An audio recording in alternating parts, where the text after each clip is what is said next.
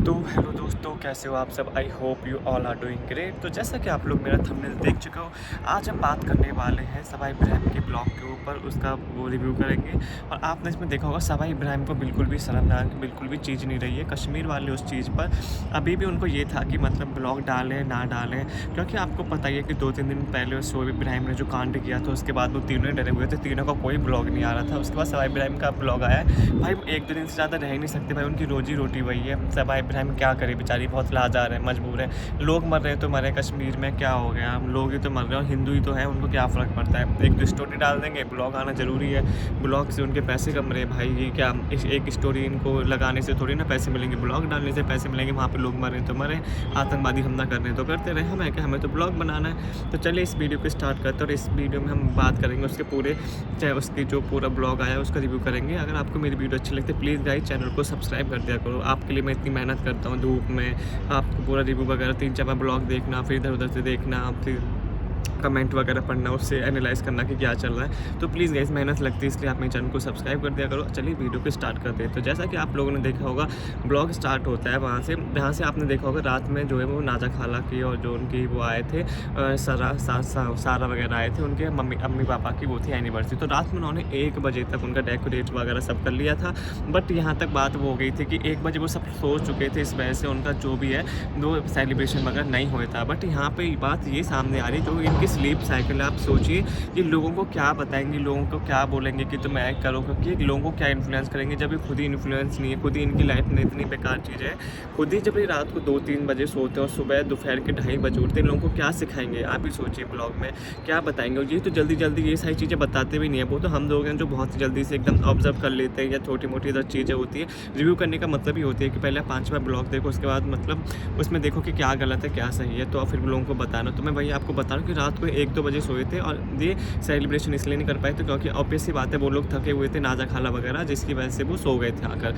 But यहाँ पर ये लोग भी, उसके बाद भी लोग ये सोए नहीं थे, स्पेशली सारा और सबा, वो लोग मूवी देख रहे थे, मूवी नाइट चल रही थी भाई उनकी। वो भी थक के आए थे बट उसको मूवी नाइट देखनी है, और तब भी उसने कुछ बोला नहीं सबा ने कि क्या बोलते तुम थक गई हो, तुम कल देख लेना, या इतनी रात को सोना सही नहीं हो। और फिर सब लोग आराम से उठे, तो क्या बोलते हैं, दोपहर के 2:30 बजे। और यहाँ पर आप देखिए, मुझे ये समझ नहीं आता कि जो सवाई इब्राहिम है वो मतलब क्या करती है क्या नहीं करती भाई। उसके बाद 2:30 बजे एंट्री होती है उनके नाज़ा खाला वगैरह की, क्योंकि उन लोगों को जो उसके नाज़ा खाला है, उनकी जो हस्बैंड है, वो जा रहे थे आज। और यहाँ पर सवाई इब्राहिम पैसे का इतना घमंड दिखाती है ना, हर चीज़ में इतना घमंड दिखाती है। सबको पता है भाई तुम्हारे पास है पैसा, तुम लूट रहे हो लोगों को ब्लॉग बना कर, सबको पता है तुम्हारे पास है, तुम्हारी तिजोरियाँ भरी हुई हैं, तुमने ये कर लिया, तुमने गाड़ी खरीद ली, तुमने रेस्टोरेंट चला लिया, तुमने घर खरीद लिए 4-5 है, हमें पता है। इसको दिखाने की ज़रूरत नहीं है बार बार ये सारी चीज़ें दिखाने की कि हमने इनके लिए टिकट बुक करी, उसकी वजह से यहाँ पे आ पाए, अब हमने यहाँ से इनके लिए कैब बुक कर दी, अभी कैब में जाएंगे, और हमने इनको लिफाफे दे दी। मुझे ये बात समझ में नहीं आई। जब आप ही लोग बताइए, जब नाज़ा खाला वगैरह जब सेलिब्रेशन के लिए आए थे, तो वो लोग बोलते हमें तो कुछ पता ही नहीं था। इतने झूठे लोग हैं, इतने झूठे लोग हैं। आप ही बताइए, उनका कोई ऐसा तो था नहीं जो सेलिब्रेशन का उन्होंने जो बनाया था, सेटअप वगैरह तैयार किया था, वो किसी कोने में था, किसी रूम में था, या उन्होंने भी लॉक कर दिया, इनको पता ना, पूरे खुलेआम था और वो इधर उधर नीचे ऊपर घूम रहे थे। तो क्यों नहीं ये दिखा नहीं होगा कि उन्होंने सेलिब्रेशन के लिए वहाँ पे वो रख रखा है। बट फिर भी उनको नाटक तो देखिए, हमें पता ही नहीं है। और जो उसकी बेटी खाला है भाई, बेटी खाला का तो अलग ही सीन मुझे लग रहा है। बेटी खाला तो बहुत ज़्यादा डिप्रेस्ड मुझे लग रही है, उन्हें बिल्कुल भी पसंद नहीं। जिस हिसाब से मुझे लगता है उनको ऑड फील होता है, जिस हिसाब से जो नाज़ा खाला है उनको ज़्यादा वो दिया जाता है, क्या बोलते हैं, तवज्जो दी जाती है, ज़्यादा रिस्पेक्ट दी जाती है बेटी खाला के मुकाबले। अब वो उनके चेहरे से साफ दिखता भी है, आप लोग देखना कभी, जब वो दोनों एक ही फ्रेम में होते हैं, उनका चेहरा देखना, और बेटी खाला का और नाज़ा खाला दोनों चेहरा सेम करके देखना, आपको पता लग जाएगा। तो आपको यहाँ पे उनके चेहरे से पता चल जाएगा कि जो नाज़ा खाला है वो मतलब बहुत ही ज़्यादा डिप्रेस्ड है। उनको ऐसा लगता है कि उनको ज़्यादा रिस्पेक्ट मिल रहा है उनके मुकाबले।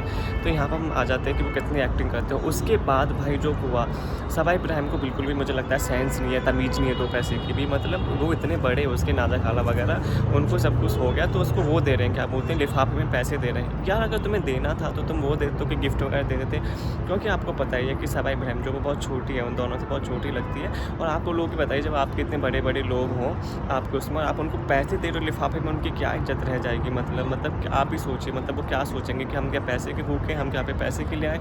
हाँ, पर ये है कि उनके जो वो हैं रिश्तेदार, उन्हें पता ही है कि पैसे मिल नहीं थे, तो वो खुश भी हो गए थे। बट उनको थोड़ा सोचना चाहिए था भाई, अगर वो गिफ्ट देती, तो गिफ्ट में ये रहता कि गिफ्ट दिया है, चलो गिफ्ट तो कोई बात नहीं, बट पैसे देकर अपने पैसे का रौब दिखाना कि ये देखिए हम आपको पैसे दे रहे हैं। और नाज़ा और उसके हस्बैंड को देख के, तो सही नाज़ा खाला के हस्बैंड को उसने एक बार मना नहीं किया, उसने चुपचाप रख भी लिया। भाई कैसा इंसान है वो भी। हमें पता है कि मतलब इतना सही नहीं है उनका जो बैकग्राउंड वगैरह है, पर इतना तो है ही एटलीस्ट कि मतलब वो 1-2 बार मना करते कि नहीं-नहीं इसकी क्या ज़रूरत थी। एटलीस्ट नाज़ा खाला ने तो मना भी किया था एक बार कि कोई बात नहीं, बट उसके हस्बैंड ने देखो चुपचाप से रख लिया आराम से। उसके बाद जब केक कटिंग वगैरह हो रही थी, इतना ड्रामा करते हैं ये, इतना ड्रामा करते हैं, इनका कुछ समझ ही नहीं आता भाई, कितना ड्रामा करते हैं। पहले तो कि तुम आ जाओ, तुम आ जाओ। भाई जिनकी एनिवर्सरी ना केक काटने दो ना, सारा तुम ही आ जाओ, शाबाश तुम ही आ जा, तुम ही। अरे भाई तुम्हें केक काटना है काटो, वरना निकलो यहाँ से, फालतू की बकचोदी मत करो यहाँ पे, फालतू की बकवास मत करो।